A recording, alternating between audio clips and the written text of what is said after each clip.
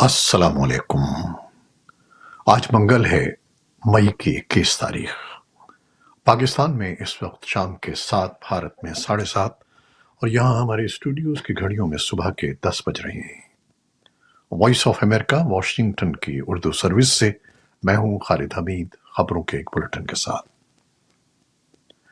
بین الاقوامی فوجداری عدالت کے پروسیکیوٹر کریم خان نے بتایا ہے کہ بین الاقوامی فوجداری عدالت غزہ میں حماس کے رہنما یحییٰ سنوار اور اسرائیلی وزیر اعظم بنیامن نتن یاہو کے خلاف جنگی جرائم اور انسانیت کے خلاف جرائم کے الزامات کے تحت گرفتاری کے وارنٹ طلب کر رہی ہے۔ عالمی فوجداری عدالت کے حکم پر اسرائیلی وزیر اعظم، وزیر دفاع اور حماس کے 3 رہنماؤں کی گرفتاری کے وارنٹ جاری کرنے پر عالمی سطح پر رد عمل سامنے آ رہا ہے۔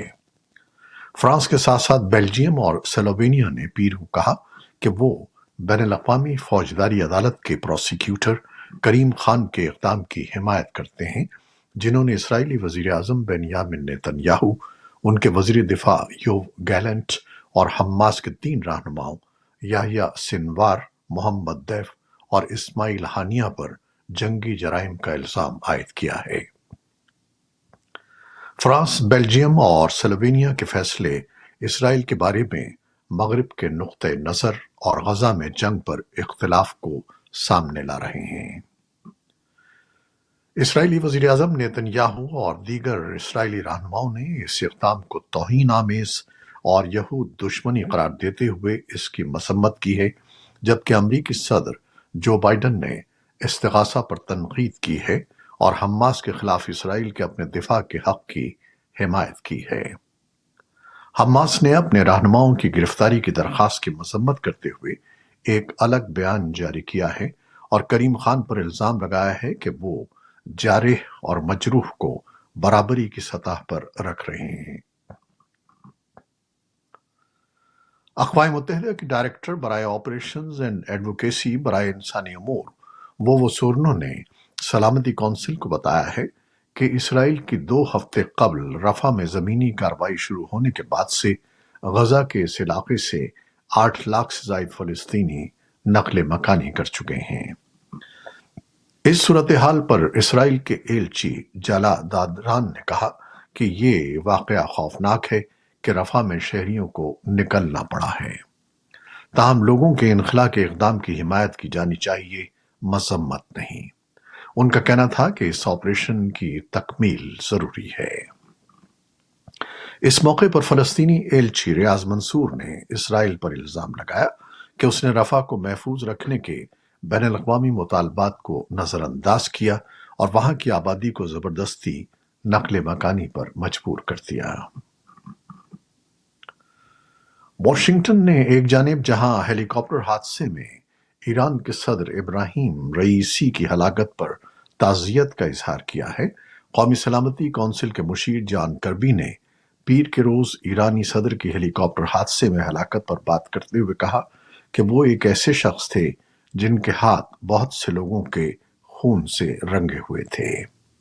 کربی کا مزید کہنا تھا کہ لیکن ہمیں یقینی طور پر ایک حادثے میں ان کی جان جانے پر افسوس ہے اور ہم نے سرکاری طور پر ان کی ہلاکت پر تعزیت کی ہے۔ امریکہ نے کہا ہے کہ ایران کے صدر ابراہیم رئیسی کے ہیلی کاپٹر حادثے کے بعد ایران کی جانب سے مدد کی درخواست کے باوجود وہ تہران کی مدد کرنے سے قاصر رہے۔ ترجمان محکمہ خارجہ میتھیو ملر نے پیر کو پریس بریفنگ کے دوران بتایا کہ ہیلی کاپٹر حادثے کے بعد ایرانی حکومت نے مدد کی درخواست کی تھی، جسے لاجسٹک مسائل کی وجہ سے قبول نہیں کیا جا سکا۔ انہوں نے اس کی وضاحت نہیں کی کہ وہ کون سے لاجسٹک مسائل تھے جن کی وجہ سے ایران کی درخواست قبول نہیں کی گئی۔ ایران میں ہیلی کاپٹر حادثے میں ہلاک ہونے والے صدر ابراہیم رئیسی اور دیگر افراد کی آخری رسومات کا آغاز ہو گیا ہے۔ میتیں منگل کو ایرانی شہر تبریز لائی گئیں، جہاں ہزاروں افراد موجود ہیں۔ ایران کے سپریم لیڈر آیت اللہ خامنئی منگل کی شب نماز جنازہ پڑھا رہے ہیں، جس کے بعد جمعرات کو صدر رئیسی کے آبائی علاقے مشہد میں تدفین کی جائے گی۔ ایرانی صدر وزیر خارجہ حسین امیر عبداللہیان اور دیگر 6 افراد اتوار کو ہیلی کاپٹر حادثے میں وفات پا گئے تھے۔ حادثے کی اصل وجہ کی تحقیقات جاری ہیں۔ ایسے میں جب ایران کے حکمراں رئیسی کی وفات پر 5 روزہ سوگ منایا جا رہا ہے، وہیں اسلامی جمہوریہ کی مخالفت کرنے والے متعدد ایرانی اندرون اور بیرون ملک اور سوشل میڈیا پر رئیسی کے انتقال پر خوشی کا اظہار کر رہے ہیں۔ حادثے کی اصل وجہ کی تحقیقات جاری ہیں۔ پاکستان کے صوبہ پنجاب کی حکومت نے ہتک عزت بل سن 2024 ایوان سے منظور قرار لیا ہے۔ پاکستان میں کام کرنے والے میڈیا ہاؤسز، صحافتی تنظیمیں اور انسانی حقوق کی تنظیمیں اس بل کو کالا قانون کہہ کر اس کے مندرجات کے خلاف آواز اٹھا رہی ہیں۔ اس بل کا اطلاق پرنٹ میڈیا، الیکٹرانک میڈیا اور سوشل میڈیا کے تمام پلیٹ فارمز جن میں یوٹیوب، فیس بک، ایکس یعنی ٹویٹر، انسٹاگرام سمیت تمام پلیٹ فارمز پر ہوگا۔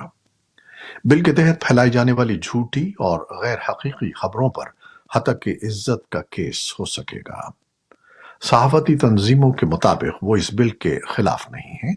حکومت کا کام قوانین بنانا ہے، مگر ان کا نفاذ بہتری کے لیے ہونا چاہیے۔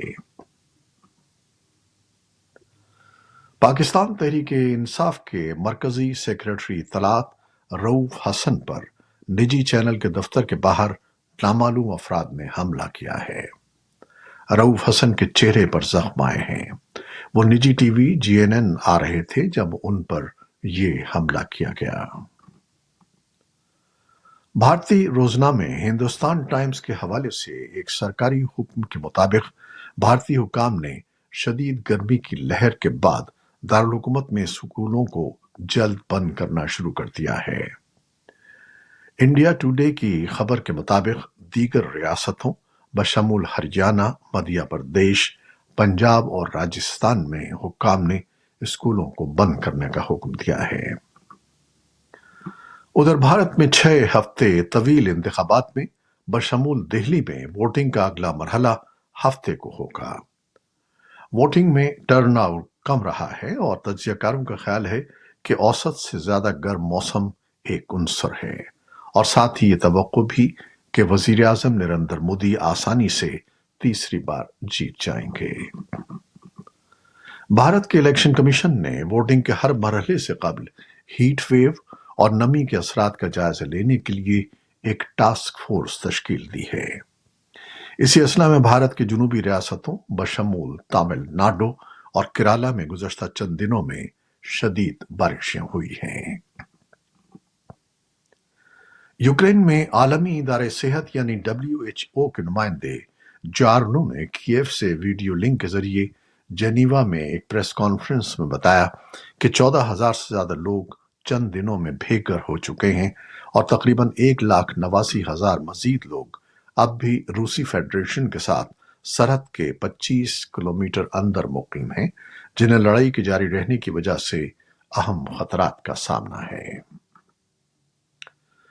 یوکرین کی فوج نے کہا ہے کہ ملک فضائی دفاع نے یوکرین کی متعدد علاقوں میں داغے گئے 29 میں سے 28 روسی ڈرونز کو مار گرایا ہے۔ یوکرین کی ایمرجنسی سروس نے کہا ہے کہ منگل کو خارکیف میں روسی حملے کے نتیجے میں کم از کم 7 افراد زخمی ہو گئے۔ یوکرین کے صدر ولادیمیر زیلنسکی نے ایک بار پھر اتحادیوں سے درخواست کی ہے کہ یوکرین کو فضائی دفاعی نظام اور نئے لڑاکا طیاروں سے لیس کیا جائے۔ امریکی وزیر دفاع لائیڈ آسٹن اور یورپ اور دنیا بھر سے کم از کم 50 دفاعی رہنماؤں نے پیر کو ملاقات کی، جس کا مقصد یوکرین کو فوجی مدد کی فراہمی کو مربوط بنانے پر بات کی گئی۔ یونان کی ایک عدالت نے مصری مردوں کے مقدمے کی سماعت کو ترک کر دیا ہے۔ جنوبی بندرگاہی شہر لاماتا میں ججوں نے فیصلہ دیا کہ ان کے پاس بین الاقوامی پانیوں میں جہاز کے ڈوبنے کی بنیاد پر کیس سننے کا اختیار نہیں ہے۔ یہ کیس یورپ کے مہلک ترین بحری جہازوں کے حادثے میں سے ایک حادثے سے متعلق تھا، جس میں تقریباً 1 سال پہلے تارکین سے بھرا ہوا ایک ٹرالر ملک کے ساحل کے قریب ڈوب گیا تھا۔ اس میں سینکڑوں افراد سوار تھے۔ جنوبی کوریا میں مصنوعی ذہانت کے حوالے سے 2 روزہ بین الاقوامی سربراہی اجلاس کا آغاز ہو گیا ہے۔ اجلاس کا مقصد مصنوعی ذہانت کے مثبت پہلوؤں کو فروغ دینے کے لیے ایک نیا معاہدہ تیار کرنا ہے۔ برطانوی حکومت نے ایک بیان میں کہا کہ دنیا میں مصنوعی ذہانت کی معروف فرموں میں سے 1 درجن سے زیادہ نے منگل کو سول میں ہونے والے عالمی سربراہی اجلاس میں تحفظ کے حوالے سے وعدے کیے ہیں۔ برطانیہ کے وزیر اعظم رشی سوناک نے برطانیہ کے سائنس، اختراعات اور ٹیکنالوجی محکمے کی طرف سے جاری کردہ ایک بیان میں کہا ہے کہ ان اداروں کے یہ وعدے اس بات کو یقینی بناتے ہیں کہ دنیا میں مصنوعی ذہانت کی کلیدی کمپنیاں اپنے منصوبوں پر شفافیت اور جواب دہی کی ذمہ دار ہوں گی۔ یہ تھیں وہ خبریں جو فیس بک لائیو پر ہم نے آپ کے لیے پیش کی۔ ہماری ویب سائٹ، یوٹیوب اور پوڈ کاسٹ پر یہ بلیٹن آپ کے لیے پوسٹ کر دیا جاتا ہے۔ آپ ہمارے بلیٹن کو شیئر کرتے ہیں اور اپنے کمنٹس میں اپنی محبتوں کا اظہار کرتے ہیں، جس کے لیے ہم آپ کے بے حد ممنون ہیں۔ اپنی ان محبتوں، ان دعاؤں کو جاری رکھیے گا۔ نیوز پروڈیوسر سید اصفر امام اور نیوز ایڈیٹر بہجت جیلانی کے ساتھ خالد حمید کو اب اجازت دیجیے گا۔ اللہ حافظ۔